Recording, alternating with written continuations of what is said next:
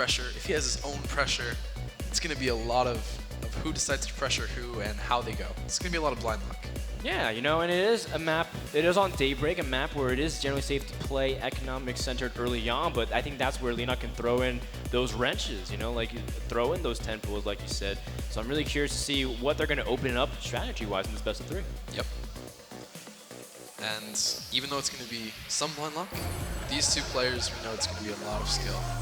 Oh, definitely. I'm looking forward to it. Guys, this is our last best of 3 here at stream number 1. Hope you guys are ready. Leenock versus Xigua, CVZ. Winner advances to the next round in the winner's bracket round of 5. This is the IPL.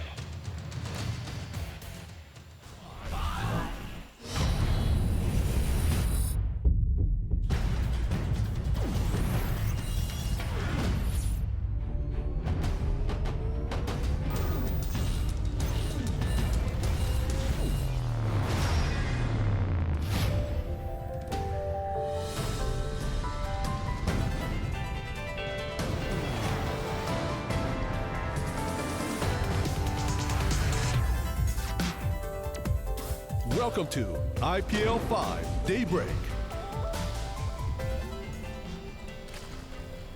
Spawned here in the top right corner, we have the Red Zerg.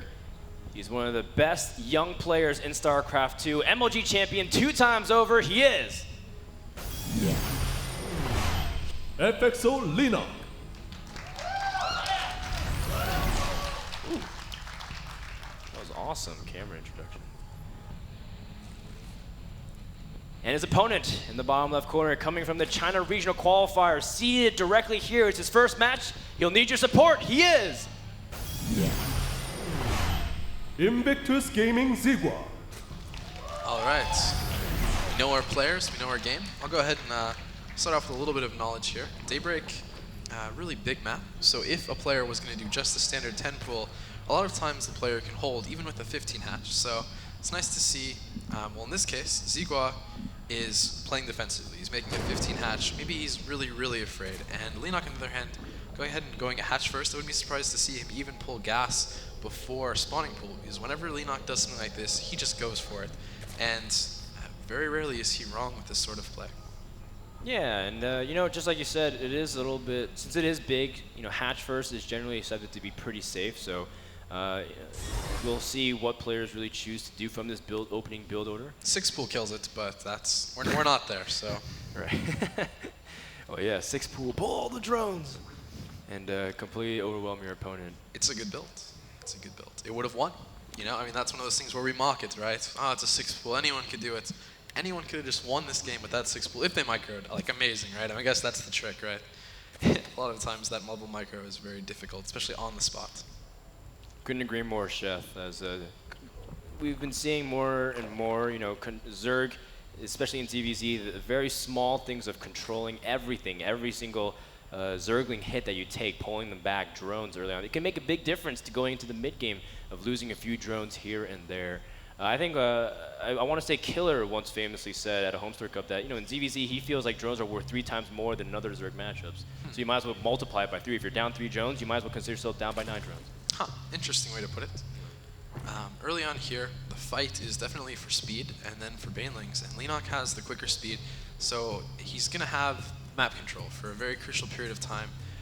Xigua is trying to scout with a couple of Lings, even pulling them right back, and Leenock doesn't have to do anything. He can kind of just wait until he gets speed, and then he can pressure with any amount of Zerglings, and the amount of Zerglings that he pressures with is going to probably force Xigua to make a lot of defense, and it could be different. Xigua could have just be very, very brave and just not expect nothing. Expect, even with that speed advantage, Leenock probably won't abuse it. And I don't know. It's one of those things where it's going to be a spot call for Leenock if he's going to decide to make these 2 injects into Zerglings and abuse that quicker speed, or just play passively, knowing that hopefully or probably because of this, Xigua has to play a little bit defensively of his own.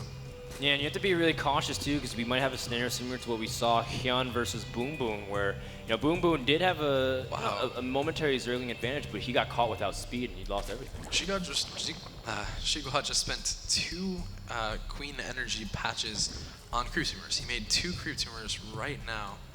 That's very unique, I guess, the way to put it. Yeah, what do you think about that? Well, it's going to give him good map control, or good map vision, I guess is the best way to put it, not control. And, you know, he's going to be behind on workers if it just goes to a normal game. Now, Leenock has 8 larvae here that he's using, and Xigua doesn't.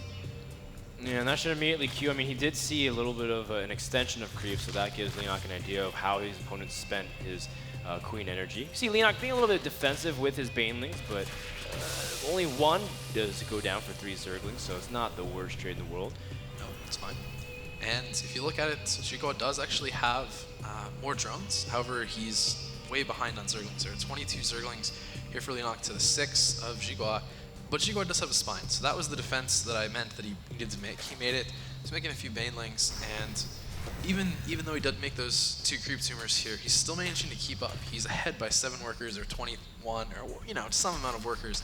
But this is going to be the pressure right here. Leenock's going to try and, you know, bust him, just end the game right here with this huge amount of lings, and it's all going to come down to banelink control. Yeah, and the second Spine Crawler is going to be invaluable if he's given enough time. The Spine Crawler trying to target them down.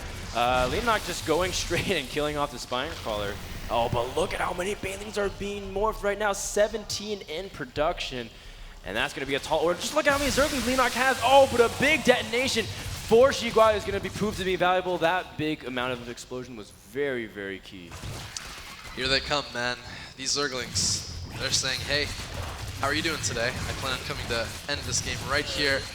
Oh, but a huge amount of bands are trying to detonate. A great trade for Xigua, but he still has to save all of these drones. Leenock invested so much of his gas, but the drones can't go anywhere. Wow. And he gets the Baneling Nest at the same time. 2 for 1. That's some serious pressure right there. That was nasty, man. If Xigua could have held those drones the last little bit, he had a chance to, you know, come out of it really, really well. But now there's even more banelings. The baneling nest is destroyed. There are a few roaches, but I don't know exactly how well they're going to do. They're not being microed that well. The Zerglings are getting the queen. The banelings are running up. How many more drones can he kill? And he's still going to be safe at home. Plenty of lings. One Baneling is going to detonate and a couple drones, making him very weak for the Zerglings to pick off. Zerglings have also picked off the queen. So these things are compounding over time. Xigua is falling behind in injects. He's losing more and more drones. As a result, he can't keep up in the gas intake, and Leenock's already prepared a lot of units back at his natural just in case of a counterattack. He's surrounding and killing off roaches. That's so valuable. Xigua almost has nothing left, and just look at how many workers Leenock's killed, 22. Yeah, at this point, that's such a snap call. Hey, I'm going to make 17 banelings and go for you. That's one of those decisions that only Leenock could make. It's a very difficult decision to make, for sure. But it worked out. He's making him again. He's saying, okay, I think I can kill you. And at this point, I think he can, too. I don't think, no matter how many roaches he has, the fact that he's still being forced to make so many roaches and not drones, while Leenock is ahead, it's just a really good position. Oh man, I mean, roaches are good against Baneling ship, but there's way too many Banelings that the roaches can't even hold the floodgates. The Zerglings are coming in. GG is called. Leenock, patent aggression, patent game number 1 win. I like it.